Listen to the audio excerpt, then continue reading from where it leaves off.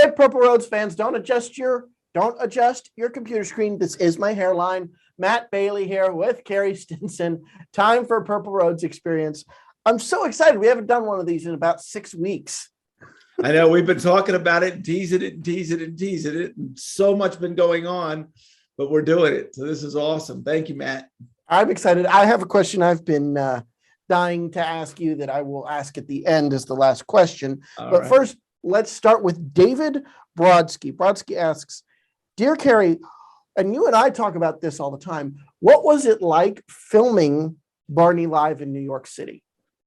Oh, it was magical. It was absolutely magical. That was the biggest thing I had done at that point. So the nerves were through the roof. It was such a huge production. And, you know, we were rehearsing at the same studios that Broadway shows did. So I was aware of that. And I was like, I felt like a professional. I mean, remember, I was doing birthday parties and JCPenney tours before that. And, you know, to be at Radio City, I mean, it's unbelievable. Nerve-wracking as can be, because if I know you guys have heard this story, but you haven't, we actually never did a full run through of the show because of kids and everything they were working on. So the first time we ever ran through the full show was opening night. Anything go wrong? No, but boy, we were nervous. A lot of things went wrong in the rehearsals, but it all worked out. And it was crazy. It was crazy, especially because I was, you know, I always say I was the stunt Barney, right? I had the bucket on and the mop and the boa, the popcorn and all that stuff. And so it is a crazy thing. You know, you're standing back there and you're standing behind a curtain with a mop and a bucket, and you walk out, there's a spotlight on you, and you're there for, you know. That was real risky. You falling off of that side stage, because that was, you know, maybe that wide. Right. That's why they use non-union actors from Texas. Well, did you, having done what you did up to that point, when you got the call, did you feel like you had earned it? Earned being there? You know, that's a really good question. I probably. I knew I was green. I mean, I was very aware of how green I was. But I knew the character, right? I didn't know, you know, all the stage movements and all the state, you know, all the terminology and all that stuff. I'd never worked, you know, that was really my first time with Miss Penny, but I knew the character. I was good at the character. And so I felt very comfortable. And off of that, I'm actually going to go to Devon Miller's second question first. We will do your first question, Devon. But, you know, Devon puts it very well. I'm going to read it directly here. David Voss gave Barney his first steps. David Joyner talks about breathing life into Barney. And as the longest costume performer of Barney, as you talk about, you know, observing the stage show and learning that aspect of it, what would you say is what is your contribution to the Barney's character, or as I would put it, what did you add to Barney's heart and soul? You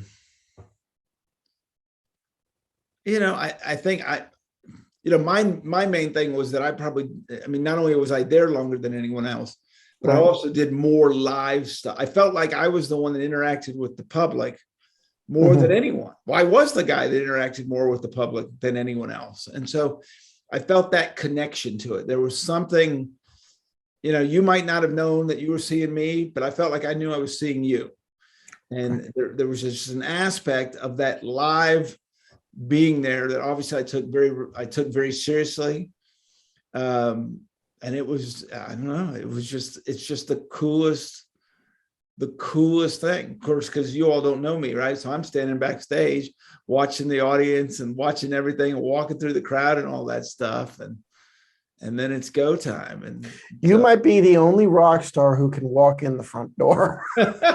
Yeah. I mean, it was the coolest thing. I always remember, I've got pictures all over the office here from New York. We did 3 sing-alongs in New York, and I'm hanging backstage with John Lithgow, Gordon from Sesame Street, and everyone's like freaking out when they see them and they don't know who they're standing at. They're like, who's that guy they're taking pictures with? And it's obviously the reason that everyone was there. So that stuff was really cool. Were those sing-alongs during the run of the Radio City show, or were they to sell the tickets for the Radio City show? So like promo before they went on sale. Sorry, go ahead. No, so a lot of this stuff was like Target would bring us out. Right. Right. So, I mean, I did them. Oh my gosh. Originally it was like once a month. And next thing you know, it's 5 times a month. And, and it just built there. And that's how I built myself up for the tour, because I had traveled everywhere. I'd been on a stage, and I knew, and they knew, if I fell or something, I understood the show must go on. All of those things. Mm-hmm.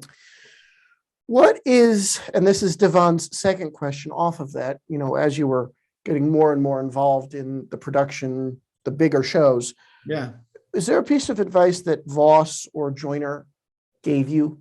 Anything, the conversations about performing Barney? Nothing from David, Voss. Voss was gone when I was already right. Going strong by the time Voss came in for the Wingster. Mm-hmm. Now I would say from him, Voss is your ultimate professional and your ultimate upbeat person. So I don't think he said anything, but boy, did he set an example from the way he performed. You just love being around David Voss. He's just one of the nicest people. And I mean, he was always stretching before shows. He took it so seriously. So his professionalism, he didn't have to say a word. It was shown. When it comes to Joyner, I probably learned some of the, he showed up at several different things. And then just trying to stay consistent with him, Mm-hmm. He was a very physical actor, as you all could see. So having to match him with the 360 and the bell kicks and things of that nature, that's really what I got from him. You had to be on, like you went out and you were on, right? Because he's been doing it and now you expect it. If you come out to Barney's Big Surprise and I can't, Barney's not 360 and or he ain't jumping, so I really learned the physicality from David Joyner. Cool. I love it. All right. We got Amanda from Instagram at AN as in Nancy, M as in Matt, 4294. And if that's a date of birth, happy birthday. You got a birthday coming up soon. Her question is about a Barney reboot. I know Daniel Kalu, can never say his last name, Daniel Kalea, and is working on something that might be an adult twist on Barney. But Sure. How about a pure Barney reboot? Do you think it could be successful today if done right? I do, but it would be difficult to do. It'd be difficult to do because remember, Barney only had the money. The only way that Barney happened the way Barney happened is because we financed it ourselves, right? Dick Leach financed Barney himself. And if you took that idea to Hollywood they're not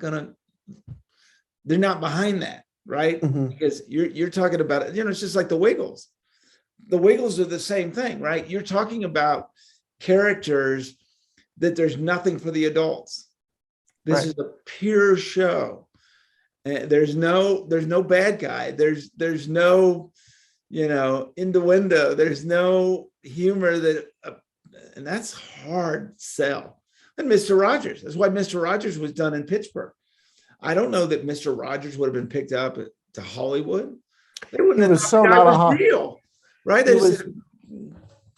So not a Hollywood guy, Fred Right. Rogers. You read about him. Right. Just averse to anything Hollywood. You see the shows like that. Why they were successful is because someone else was financing them. So you'd have to have that. And that's why, we'll see whatever happens with the movie. But it's difficult because if you're getting Hollywood involved, right, and you need to make these large, you have to make money, obviously. You've got to have something in there for that wide audience. So it'd be interesting. All right. Now, here's an important question I think we need to address. Are there more former Barney actors that are going to be on Purple Roads? Blake Crash Priddle asks that. And I think the answer is, of course, yes, right? Yeah. Yeah, we're not stopping. The main thing is that we just try to mix up. And so, yeah, you'll see other Barney actors. In fact, I have a couple that you might see here before too long. Now, this one, I kept this in, Elizabeth, because I always loved playing Stump Carrie. And you did not provide an answer to me for this. So I don't know if there's an answer to this. We're going to find out together. Yeah. Was there a name to the school that the kids went to on Barney and Friends? Not that I know of. And, if you don't know on this show, I just said, Matt, exactly what you said me. So I don't have an answer to that question. I don't think there is an answer to that question, but I thought that was fascinating when I read that question. I love how the fans want to know everything. I love that. Like you're talking about on Life on the Purple Road that's coming out. You want to know everything. How do they get in the treehouse? How do they do this? How do they do that? Yeah. All right, Carrie, I think we have some shout outs that you want to do here. Yeah, we had to pause this so I could put my glasses on.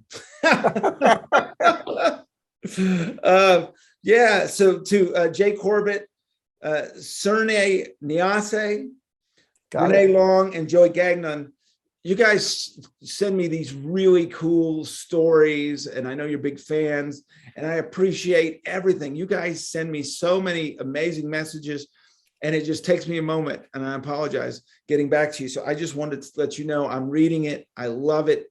Thank you so much. And there's a shout out for you.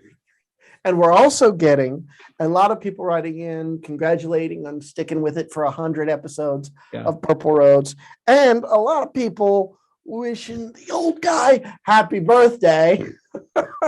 No, I'll be up there soon enough. I know it. Yeah, well, it's all about how you feel. And it's all about how you feel. And I think you still feel 25. Really? I do. I could do a bell kick right now. Yeah. Just thank you so much, because we get so many messages. Oh yeah, going through a bunch of them today, and we just appreciate it so much. Please keep sending them. And I didn't mention this, Matt, but I know you know this. We get so many guest requests. Oh yeah. And just know I'm looking at every one of them. We are working on them. We see them. And we got Tony James on this week. That was someone you guys all wanted. We got it. Matt helped us get Anthony Field, who great episode. So we are seeing it, and we are working on that. And I know there's a lot of Barney people that you want to see, and we're working on all of that too. I get a lot of Barney. I love it. It's just so cool to see. And, there are people that suggest ideas that maybe you wouldn't think of even within Barney, because it goes back to that curiosity, people want to know everything. So it's great. And actually, talking about your birthday, which I totally forgot to write you that day. I was sick as a dog with a terrible sore throat, and I forgot to write you. But I do have a question, and it kind of goes to you feeling like you could do a bell kick right now. Sure. I ask this not to be critical of your choices post Barney, just to be curious about them. Yeah. But so many doors were open. We were talking before this started about people who, when Barney was over, went to help the Wiggles, or people who came from the Wiggles to Barney. Those doors of children's entertainment at that level were open. Greg now, he's with the OGs, but he's doing his own projects for kids entertainment in Australia. I have no other way to ask this, but I don't mean it as sort of critically as this sounds. Sure. Why didn't you stick with performing in some respect after Barney was over, whether it's costume performing, going and writing, tour managing? Why did you completely leave it? I think 22 years is a long ride. Yeah. It's a long ride. And there was probably more mental exhaustion than there was physical exhaustion. Mm-hmm. You have to remember, when you're doing a TV show, there are so many people involved: directors, producers, choreographers, other actors, this and this and that. And so that's where photography came from. I really wanted to be able to go with my camera and shoot what I saw and not have to consult anyone. Obviously, those people are important. But I think after all those years, it was time for me to just kind of do my thing, if that makes any sense. And I really didn't expect this, the podcast. I did not expect this. Anthony mentioned, he was like, man, it's cool that you're still doing something. It's really brought my heart back, having the fans and talking to these people each week. And it's been incredible. So, maybe it just took me a moment to come back around to where I'm supposed to be. I'm telling you, we got to jailbreak your suit from that warehouse and send you on the road. Oh, well, you heard Anthony mention that, could you just still do this? Yeah, hell yeah, I could do this. If you think I wouldn't go out there and do a 30-minute sing-along, as he mentioned, you become so much smarter. It's the craziest thing. When I first did those sing-alongs, it was all physical. I just ran as hard, jumped as high as I could go. And then you start getting in your 30s and late 30s and early 40s. You can't do that. You just can't do that. We see it in the NFL with Tom Brady, right?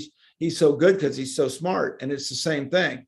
You go, all right, I'm going to do the airplane song from this corner of the stage. And then I'm going to run and jump and run and jump and run and jump. And then I'm going to sit and but before it was none of that. You just run. Oh, yeah. Oh, yes. Well, you're running now, my friend. I love it. I love these questions from our fans, the Purple Roads experience, talking about all the behind the scenes, just me and Carrie. I love your questions. Please send them in. Send more. We'll do this again next month.